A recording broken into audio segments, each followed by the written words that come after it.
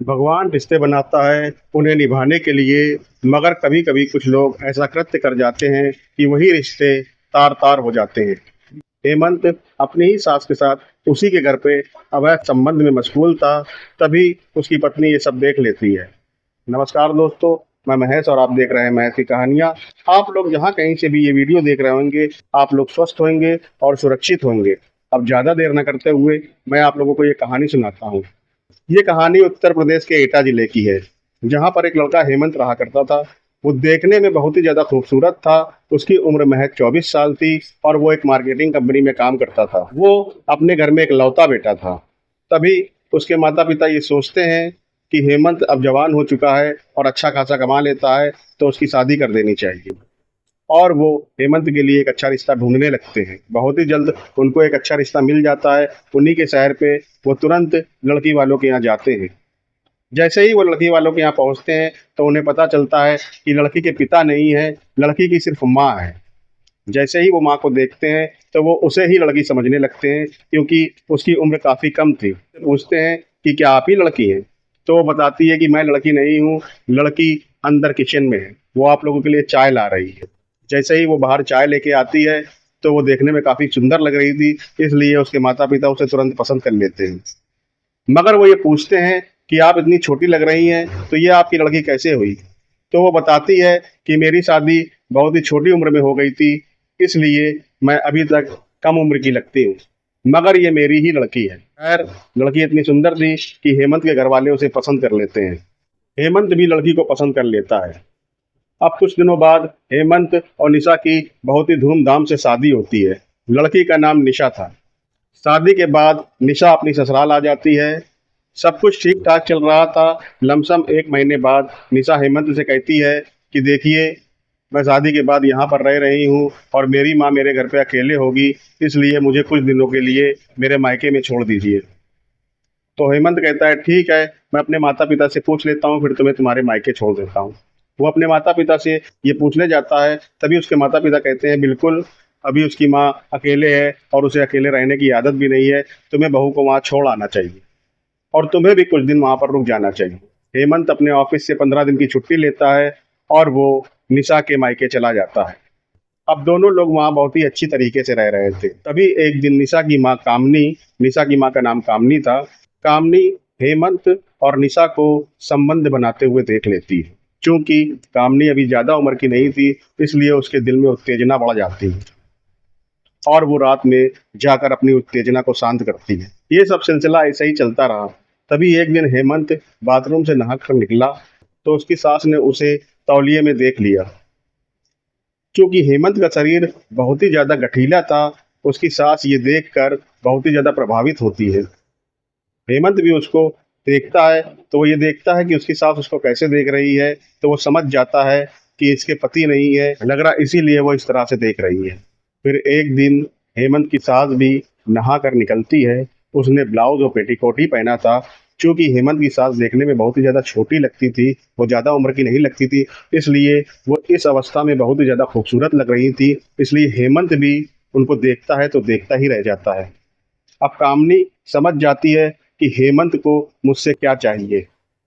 वो अपने कमरे में जाती है, पीछे पीछे हेमंत भी चला जाता है। तभी कामनी कहती है, देखो, कहीं निशा ना आ जाए, तुम्हें अभी यहाँ से चले जाना चाहिए। हेमंत उसकी बात को समझ जाता है, इसलिए वो उस वक्त वहां से चला जाता है। मगर हेमंत समझ जाता है कि कामनी को भी शारीरिक जरूरत है, वो भी अपने शरीर की इच्छा पूरी करनी चाहती है। अब हेमंत के दिमाग में बस कामनी का ही चेहरा घूम रहा था। हेमंत एक दिन रात में निशा के साथ लेटा हुआ था, निशा से बातें कर रहा था। कुछ देर बाद निशा को नींद आ जाती है और वो सो जाती है। हेमंत मौका पाकर वहां से तुरंत निकलता है और कामनी के कमरे में चला जाता है। कामनी भी हेमंत का इंतजार कर रही होती है और वो नाइट सूट पहने हुए होती है। अब हेमंत कामनी के बगल में जाकर लेट जाता है और वो लोग पूरी रात अवैध संबंध बनाते हैं। अब ये सिलसिला चलता ही रहता है। 15 दिन हो जाते हैं। हेमंत निशा को लेकर अपने घर वापस आ जाता है, मगर हेमंत का यहाँ पर मन नहीं लग रहा था। अब हेमंत अक्सर कामनी के पास जाने लगा और वो लोग खूब अवैध संबंध बनाते थे। वो आए दिन अवैध संबंध बनाते थे। हेमंत अक्सर अपनी ससुराल जाता रहता था। तभी एक दिन निशा भी अपने घर जाती है। तो निशा की सहेली निशा से कहती है कि मैं तुमसे बहुत ही ज़्यादा नाराज़ हूँ। जीजा तो हमेशा यहाँ आते जाते रहते हैं, मगर तुम नहीं आती हो। तो निशा ये सोचकर बड़ी ज़्यादा अचंभित हो जाती है कि मेरी गैर मौजूदगी में मेरा पति यहाँ क्या करता है। खैर, वो अपने पति से पूछती है तो हेमंत यही बताता है कि देखो, मैं मार्केटिंग का काम करता हूँ, तो कभी कभी यहाँ घूमना हो जाता है, तो मैं सास का हालचाल लेने के लिए चला आता हूँ। अब पत्नी भी भोली थी, तो वो यही सोचती है कि मेरा पति सही बोल रहा है। खैर, वो इन सब बातों पे ज़्यादा गौर नहीं करती और अपने काम में लग जाती है। मगर हेमंत की तो लालसा बढ़ चुकी थी, उसको खून लग चुका था। इसलिए हेमंत यही सोचता है मैं कैसे लुत्फ़ उठाऊँगा, क्योंकि निशा को भी कहीं न कहीं मेरे ऊपर शक हो गया है। हेमंत के मुँह में जो खून लगा हुआ था, वो कैसे बुझता? अब हेमंत को निशा से ज़्यादा कामनी पसंद आ रही। तभी एक रात को वो कामनी के कमरे में उसके साथ अवैध संबंध बना रहा था। इधर निशा अपने कमरे में सो रही थी, मगर जैसे ही निशा पानी पीने के लिए हॉल में आती है, हॉल के बगल में ही कामनी का कमरा था, तो वो सुनती है कि कामनी के कमरे से सिसकियों की आवाज़ आ रही है। तो वो कामनी के कमरे की तरफ जाती है और दरवाज़ा खटखटाती है। उसे लगता है कि शायद माँ दर्द से कहार रही है और उसको तेज बुखार है। तभी उसकी माँ दरवाज़ा खोलती है।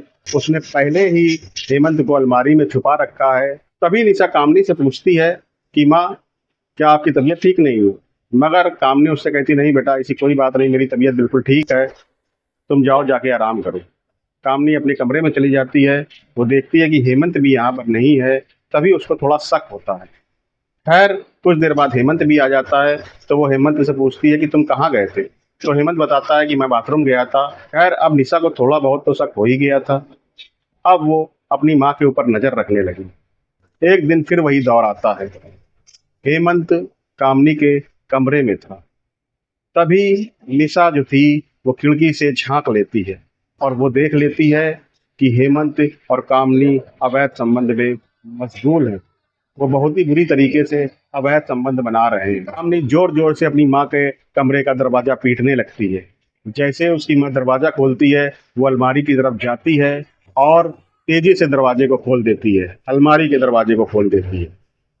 और जैसे ही वो दरवाजे को खोलती है, तो वो देखती है कि उसी के अंदर हेमंत बैठा हुआ है। वो हेमंत का गिरेबान पकड़ती है। जैसे ही वो गिरेबान पकड़ती है, उसके पीछे से उसकी माँ उसके गले में फंदा डाल देती है और हेमंत भी उसके गले के फंदे को जोर से दबा देता है, जिससे उसकी मौके पे ही मौत हो जाती है। खैर, हेमंत उसकी हत्या नहीं करना चाहता था, मगर अब तो उसकी हत्या हो चुकी है। कामनी और हेमंत दोनों ही बहुत ही ज्यादा घबरा जाते हैं और वहां से भाग जाते हैं। खैर, सवेरा होता है। 2 दिन तक उनके घर में कोई हलचल नहीं होती, मगर 2 दिन बाद उनके घर में बदबू आने लगती है। तो आस पड़ोस के लोग सोचते हैं कि ये बदबू कहाँ से आ रही है। तभी वो लोग उनके घर के अंदर जाते हैं, जहाँ पर वो निशा को मृत पाते हैं। अब वो लोग पुलिस को इन्फॉर्म कर देते हैं। मौका वारदात पे पुलिस भी पहुंच जाती है और उनकी इन्वेस्टिगेशन करती है। जहाँ पर वो पाती है, ना तो उसकी माँ है, ना तो उसका पति है। तो पुलिस वाले यही सोचते हैं कि उसके पति और इसकी माँ को भी कहीं मारकर फेंक दिया गया है। अब वो लोग उसकी तलाश करने लगते हैं, उसकी लाश की तलाश करने लगते हैं। वो लोग हेमंत के घर जाते हैं, जहाँ पर हेमंत के माता पिता भी बहुत ही ज़्यादा घबरा जाते हैं। वो कहते हैं मेरी बहू और बेटा तो अपने ही ससुराल गए थे, वहाँ पर पता नहीं क्या हो गया। खैर, फॉरेंसिक टीम निशा की जांच करती है, जहाँ पर उसे पता चलता है कि इसे गला घोंट कर मारा गया है। क्योंकि हेमंत और कामनी कहीं नहीं मिल रहे थे, इसलिए वो बड़ी ही शालीनता से उन्हें ढूंढने में मशगूल थे। फिर एक दिन उन्हें नींद मिलती है कि वो आगरा में छुपे हुए हैं। तभी वो लोग कामनी और हेमंत को पकड़कर थाने ले आते हैं, जहां पर सख्ती से उनसे पूछताछ होती है। जैसे ही उनसे पूछताछ होती है, वो लोग सब गुनाह कबूल देते हैं। जो जो घटित हुआ था, वो लोग सब बता देते हैं। अब पुलिस वाले एक चार्जशीट तैयार करते हैं और कामनी और हेमंत को जेल भेज दिया जाता है। हेमंत के माता पिता ये सोचने पे मजबूर हो जाते हैं कि ये कैसे कृत्य हो गया। तो दोस्तों, रिश्ते को तार तार करने वाले लोग इसी तरह सजा भुगतते हैं। रिश्ता भगवान बनाता है उसे अच्छी तरह से निभाने के लिए, उसको तार तार करने के लिए नहीं। अंत में मैं आप लोगों से विदा लेते हुए बस यही कहना चाहूँगा कि अगर आप लोगों को ये कहानी अच्छी लगी हो तो मेरे चैनल को सब्सक्राइब कर दें। नमस्कार, जय हिंद।